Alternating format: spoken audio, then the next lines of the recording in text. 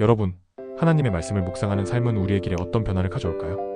우리는 종종 하나님의 뜻을 알기 위해 고민하며 살아가는데, 오늘 이 말씀은 하나님의 말씀을 묵상하고 따를 때 우리의 삶에 어떤 축복이 찾아오는지 가르쳐줍니다. 여러분, 하나님의 말씀을 묵상하는 힘이 얼마나 큰지 함께 알아보겠습니다. 오늘 묵상할 말씀은 여호수아 1장 8절입니다. 이 율법책을 내 입에서 떠나지 말게 하며 주야로 그것을 묵상하여 그 안에 기록된 대로 다 지켜 행하라. 그리하면 내 길이 평탄하게 될 것이며 내가 형통하리라.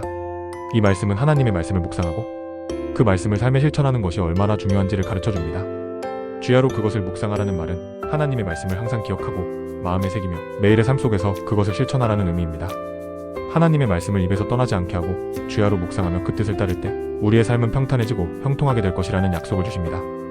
하나님은 그의 말씀을 중심으로 살아갈 때 우리를 평화롭고 형통한 길로 인도하신다고 확신하게 합니다. 하나님의 말씀을 마음속에 새기고 삶 속에서 실천하는 것이 바로 형통한 삶의 열쇠입니다. 이 말씀을 묵상하면서 하나님의 말씀을 묵상하는 삶은 단순히 지식을 얻는 것을 넘어서 우리의 삶을 변화시키는 힘이 있다는 것을 깨닫게 됩니다. 하나님의 말씀을 묵상하는 삶은 평화와 형통을 위한 길입니다. 하나님은 우리가 그분의 말씀을 따를 때 우리의 모든 길을 평탄하게 만들어주신다고 약속하십니다.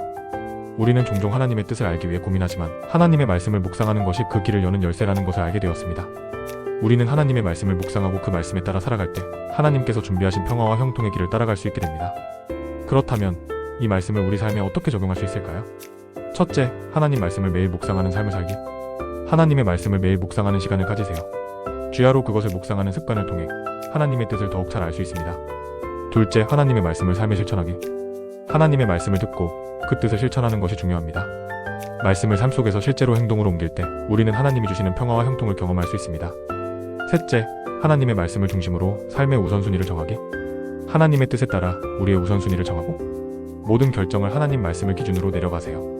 그럴 때 우리의 길은 평탄해지고 하나님이 주시는 형통을 경험하게 될 것입니다. 기도하겠습니다. 하나님, 오늘도 하나님의 말씀을 묵상하며 그 뜻을 따라 살아가기를 원합니다. 하나님의 뜻을 따르는 삶을 실천하며 평화와 형통을 누리는 삶이 되기를 소망합니다.